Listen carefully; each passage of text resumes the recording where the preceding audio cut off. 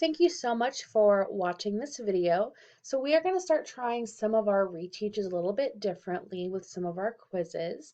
So thank you for being a part of this today. So today we're going to be talking about that 204 quiz. This session is recorded and its learning purposes include a review for students who are absent, students who want to review for a test, and it will be distributed for learning purposes. And our theme, AZVA High School, this is my time 100%. Together we will find a way. Excellence is not an act, but a habit. This is my time to work hard, to learn, to achieve, to grow, to prepare, and to have joy in my accomplishments. This is AZVA in pursuit of excellence, and my time is now. And our 7 mindsets for the week: elevate your perspective, show and tell, attitude of gratitude. And our objective for today: together we will go over the most missed questions on the 204 quiz. We will work through the answers and have the opportunity to get bonus points added to our overall grade. So what's really great about PlayPosit is that throughout this lesson today, they're going to be asking you questions. And when you click on those questions, you are going to be able to get points added that are bonus to your overall grade. So make sure you are paying attention as we go through this. So the first question has to do with part of the narrative arc, which is the exposition. And I found this really great image online, and I think it's a great way to describe what exposition is. It's the beginning of the short story. This is where the characters are introduced, and we learn about the setting of the story and the main conflict or main problem. So you do need an exposition because this is where it is giving you that background information. It's the first plot of the plot sequence in the story. It describes the setting and atmosphere before the action takes place. Think about that idea of once upon a time. It gives us that introduction to characters and background information. Sometimes it can be lengthy, so only use it when absolutely necessary.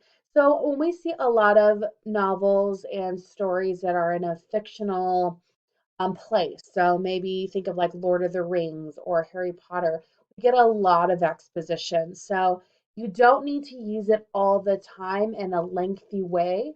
Only use it when it's absolutely necessary because you don't want to lose your readers. And there's lots of different ways that you can use exposition really fun to engage your readers as well. But remember to only use them when absolutely necessary.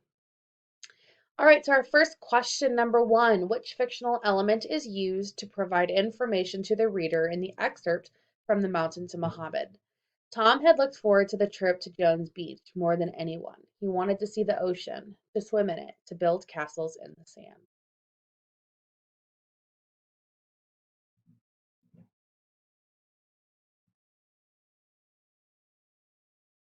And that correct answer is exposition.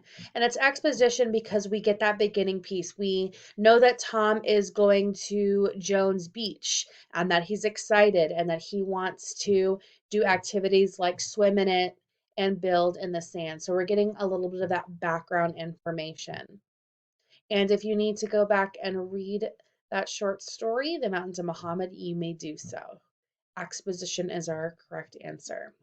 So question number two. So this question was actually spelled wrong. It said expedition instead of exposition. So I'm not sure if that's why a lot of you got this wrong, was because it was spelled wrong. So you thought expedition, but we're going to go over it anyway.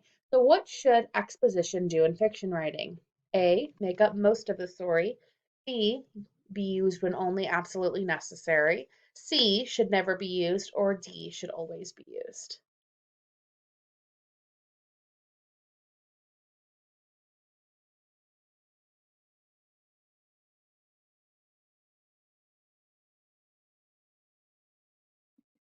And that correct answer is B, be used only when absolutely necessary.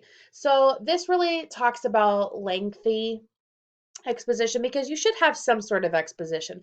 And it may not be, a whole paragraph. It may just be like that sentence from that short story, The Mountains of Muhammad. It could be very small, but we do need that obvious introduction to our character and main problem. But it wouldn't be A because it should make up most of the story. And C, it would not be because should never be used. We should definitely be using it. And D, should always be used. There are ways that you can introduce your character that isn't a long exposition.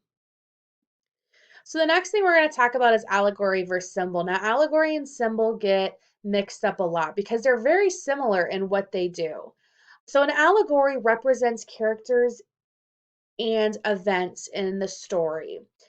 It represents an abstract idea. This can be political or religious, and it tells a story. So a lot of people think of like the tortoise and the hare, about slow and steady wins the race. That's an allegory. There's an event and there's characters that represent that idea. Think about fables. A symbol is not a character or an event, it's representing something in the form of an object. It doesn't tell a story, it's just part of the story. And it can mean different things depending on the reader. So, for example, with a symbol, you could have a heart, which a lot of us symbolize as love, but it also could, to somebody else who's going through a hard time, could symbolize it as pain. So question number 3, what would a situation be called where a character represents greed in a story?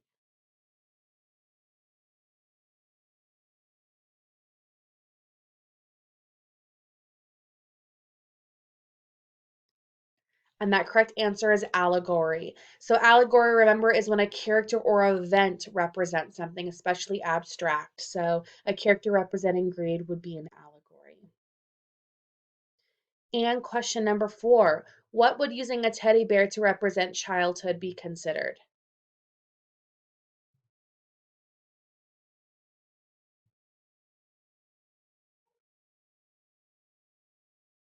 And that correct answer is symbol. Again, a teddy bear is not a live character or an event, it is an object, so it's representing childhood, so that would be a symbol.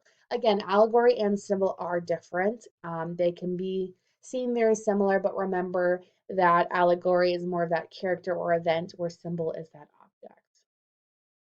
All right, so what is next? You can retake your quiz up to 2 more times. Remember, each quiz can be taken up to 3 times to get that highest score. The Unit 2 project, make sure you turn that in. That was due on Tuesday. And there is a part 2 to that, so make sure both parts are submitted. The 203 assignments, some of you are still missing that. It also has a part 2, so make sure you're following those directions. And all of these directions for assignments have been in our enrichment classes. So if you go to your content and look at like course materials, you're going to see a link that has the dates that we went over certain topics. So you can always go back and watch one of those recordings if you did not attend. And Unit 2 does lock next Sunday, March 8th. So not this week, but next. So make sure all that work is turned in.